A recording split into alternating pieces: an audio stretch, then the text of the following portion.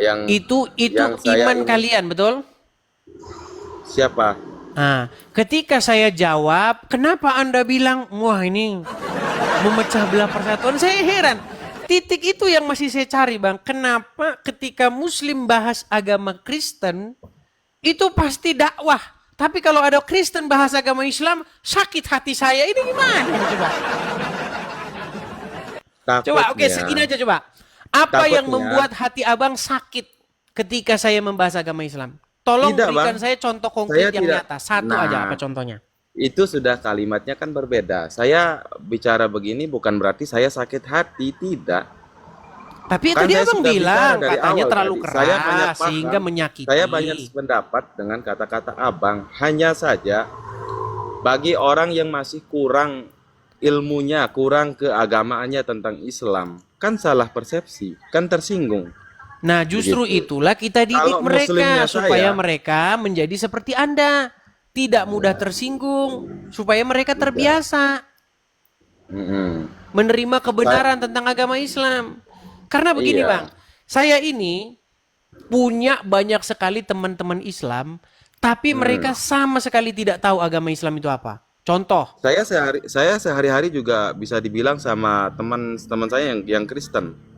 Sehari-hari partner saya Kristen. Saya ya, damai. oke. Saya sefrekuensi sama dia. Saya sehari-hari jalan sama dia. Oke, Itu sekarang aja. kita nggak bicarain teman-teman, Bang. Gini, mayoritas umat Islam tidak mengerti apa itu agama Islam. Mereka beragama hanya Benar. KTP-nya saja. Islam itu apa mereka nggak ngerti sama sekali. Ya kan? Iya. Bahkan ada sebuah konten kreator itu, dia tanya orang-orang Islam itu. Dia bikin Hmm. bukan podcast, dia macam menjajaki pendapat gitu. Banyak orang Islam yang nggak tahu agama Islam itu apa. Banyak. Ya kan? Nah, Benar. sekarang ketika saya mengungkapkan fakta-fakta tentang agama Islam, banyak orang Islam terkejut dan mereka tersinggung. Padahal yang saya katakan benar. Abangnya mungkin terlalu keras yang sampai mengatakan kayak kemarin-kemarin itu kan sampai membuang Al-Qur'an lah apalah gitu kan. Kan maksudnya kan biar jangan sampai terlalu begitulah gitu perkataannya. Baik, memang ada Takutnya kata-kata takutnya saya. karena kan kita di sini kan bertetangga dengan yang bukan agama Kristen aja, ada juga Hindu, Katolik segala macam kan begitu. Nah, takutnya Baik. nanti yang mendengar perkataan ini kan aduh, wah ini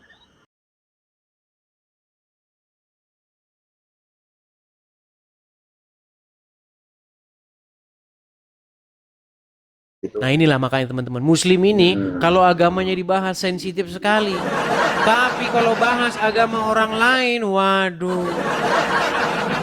Gini bang, ketahuilah ya bang, bahwa kata-kata saya itu pertama-tama ada yang lembut, ada yang keras. Iya. Tergantung siapa lawan bicara saya.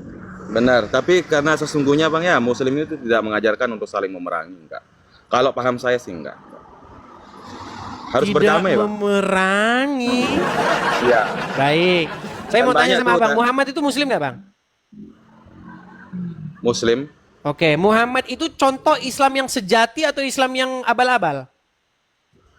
Jadi kalau Muhammad itu perkataan hadis itu kan ada yang sifatnya hadis itu kan sunnah sunnah yang tidak wajib diikuti, Bang. Baik, Kalau seumpama hadis itu kita jalani untuk membuat orang sakit hati baik, atau berantakan kan boleh kita tidak jalani. baik. Oke. Jadi gini, untuk mempersingkat supaya kita tidak ngelantur atau ngomong tanpa dasar, kita lihat Benar. saja Muslim yang sejati-sejatinya Muslim, yaitu Muhammad, betul? Al-Qur'annya dulu, Bang. Al-Qur'annya dulu ya, Bang, baru hadisnya, Bang. Kita bicara Al-Qur'an aja dulu. Yang wajib dulu gitu. Oke, baik, baik. Berarti Anda tidak mengakui bahwa ini perkataan Muhammad?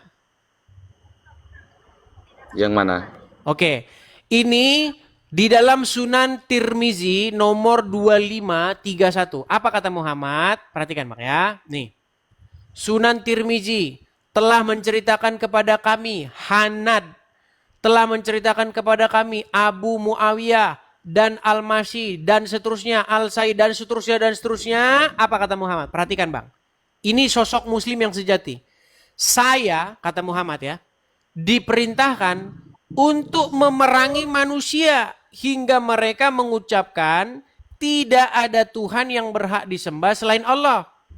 Apabila mereka mengucapkannya, maka mereka telah menghalangiku untuk menumpahkan darah dan merampas harta mereka. Ini Memerangi sosok orang-orang Islam kafir, yang kan? sejati nih kayak begini, Bang. Memerangi orang yang kafir kan? Iya, kalau mereka mengucapkan syahadat, Abang paham nggak maka makna kafir Muhammad dalam Islam? terhalangi dari menumpahkan darahnya dan merampas Bang. hartanya, betul? Bang, abang paham nggak makna kafir di dalam Islam?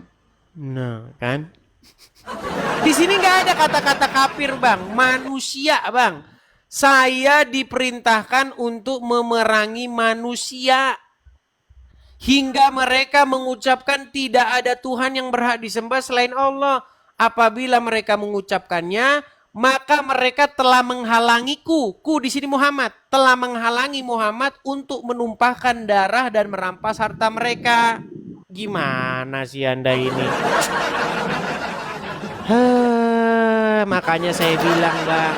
Saya rasa ungkapan saya tidak berlebihan loh, Bang. Ungkapan saya tidak berlebihan. Kalau saya bilang, Anda masih Islam karena Ya. Anda tidak mengerti ajaran agama Islam.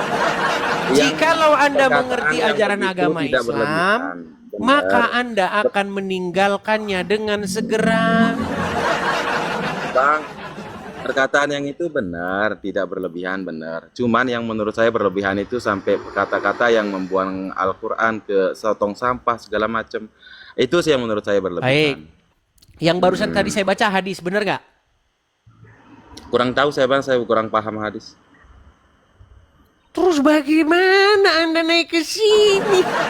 Karena yang wajibnya aja kan belum selesai. Oke, Kan yang wajib dulu, baik. Bang. Yang Ada wajib satu dulu, video kan, saya. baru hadis. Oke, saudara Anda itu orang Bima, namanya Pak Saifuddin Ibrahim. Dia pernah bilang begini di dalam videonya. Tolong hapus 300 ayat yang ada di dalam Al-Quran itu. Saya tidak terlalu keras seperti dia. Saya hanya bilang, hapus hadis-hadis yang membuat Muslim menjadi keras dan tukang bertingkah seperti ya itulah. Nanti saya ceritakan gimana ya. Coba, tadi kan ada hadis bilang begitu. Menurut Anda, betul nggak sosok Muhammad sedemikian rupa yang digambarkan itu? Kurang tahu saya, Bang. Nah, makanya saya bilang, kalau Anda membaca, sungguh-sungguh membacanya, pasti besok Anda telepon tukang loak. Tolong tukang loak, angkut ini buku-buku hadis ini dari rumahnya. Jangan sampai nanti dibaca anak saya. Loh, ungkapan saya nggak berlebihan kalau begitu sebenarnya. Iya. Ketika ada hadis-hadis yang membuat anak-anak Anda berangkat ngebom kantor polisi. Ketika ada hadis-hadis yang membuat anak Anda berangkat ke gereja untuk mencelakai orang. Bukankah buku-buku itu berbahaya untuk ditaruh di rumah? Bukankah seharusnya Anda menelepon tukang loak supaya buku-buku itu diangkut dari rumah Anda dan dipakai untuk membungkus lontong? Ungkapan saya tidak berlebihan, Bang. Coba, berapa banyak korban adik-adik anak-anak kita yang mereka berangkat ke gereja, bawa pisau ke gereja, bawa bom ke gereja. Nah, kabur dia kan? Saya rasa ungkapan saya itu punya dasar, tidak saya ada-adakan atau tidak saya buat sama sekali gitu loh. Ada setidak-tidaknya kebenaran di situ. Gimana?